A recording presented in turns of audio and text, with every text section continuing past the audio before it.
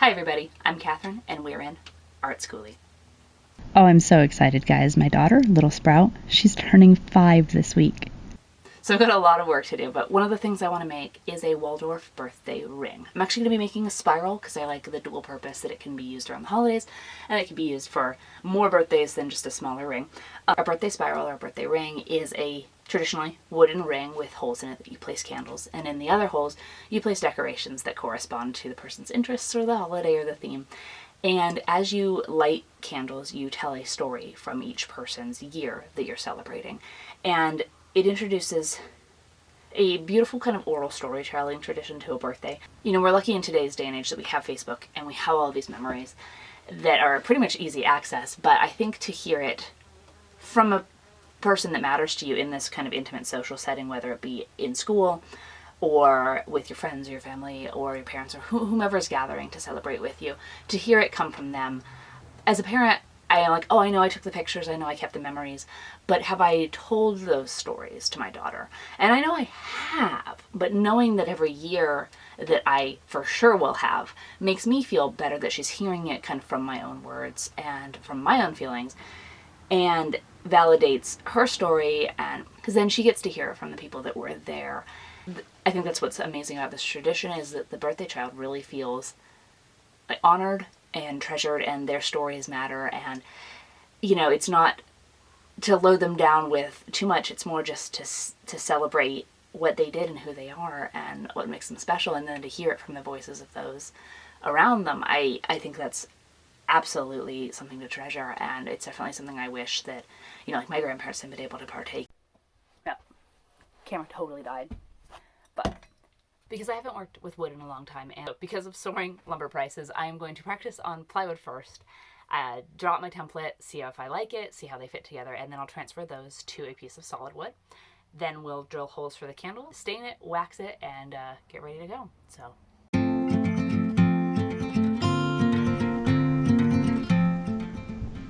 So I started with some butcher paper. Just spread it out and started trying to get a decent spiral.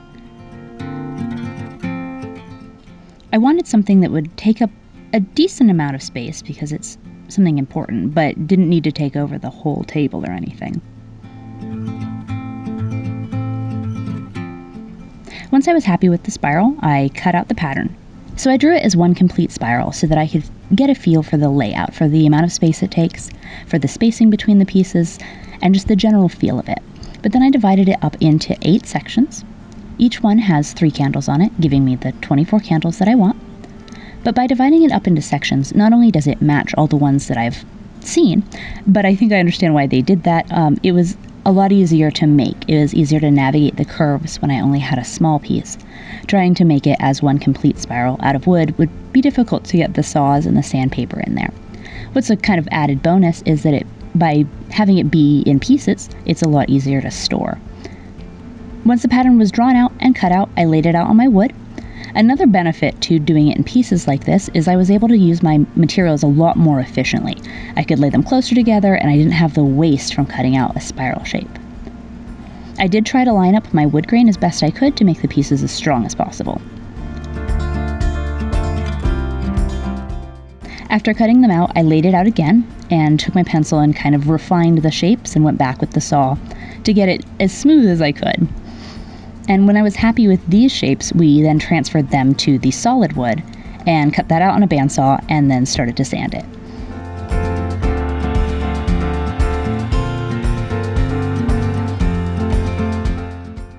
Sanding was an adventure. Curves are hard. And I went through a lot of sandpaper, but you can really see the difference between the pieces that have been sanded and finished and how they came off of the saw. After each piece was sanded and finished, I marked where I wanted the candles to go, and we took it over to the drill press. In the future, I'd love to get the traditional brass candle cups and add those to the holes in the wood so that the candles would stand a little bit tighter, and the cups would also help catch any errant candle wax strips. But for now, it's really cute and it holds the candles well enough.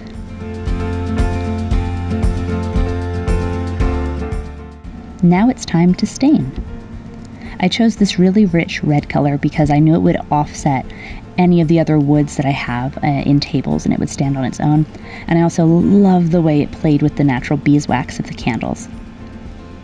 I only went with one coat of the stain. I like the way that it brought out the wood grain without being too heavy.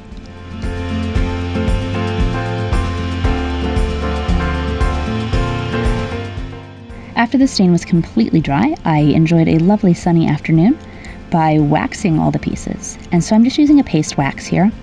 And it was really nice to get it in all the little holes and the cracks and crevices, because not only does this protect it, but it also gives it kind of a natural little buffed shine after the wax dries.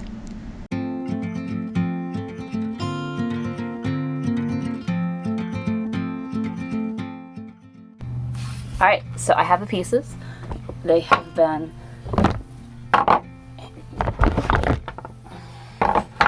so they have all been waxed. They need to be polished still, but I wanted to see what it was looking like and maybe start on some decorations while I wait for the wax to completely cloud. So I am going to lay these out. I've got numbers on the back. And see how it looks?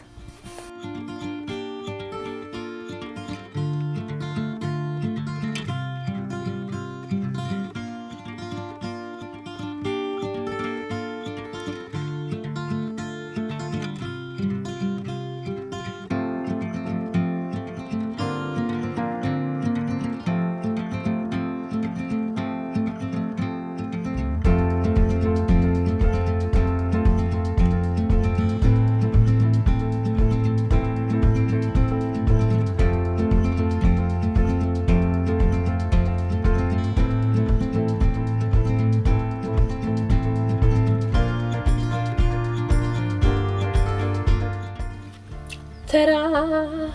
I am really proud of how this came out. It was not only really special, obviously, to make something for a little sprout, but I got to work with my dad, and his dad is a carpenter, and I've always enjoyed working with wood, but sometimes life gets a little crazy, and, you know, we've used it in a practical sense, you know, on a lot of construction projects and DIY, but it was nice to just make something, and more importantly, to make something to celebrate little Sprout and her upcoming birthday, which I still can't believe is happening, but it's a good excitement. It's just more there's no baby.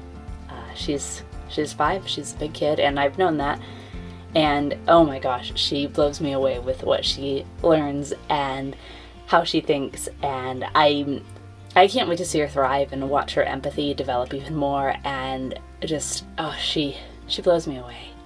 I really hope she enjoys the new tradition, and you know, it's rustic, it's got imperfections, and could I do it better? Probably, but it's also something that I made, and I made it with my dad, and we made it from the heart, and I think it's really, really fun.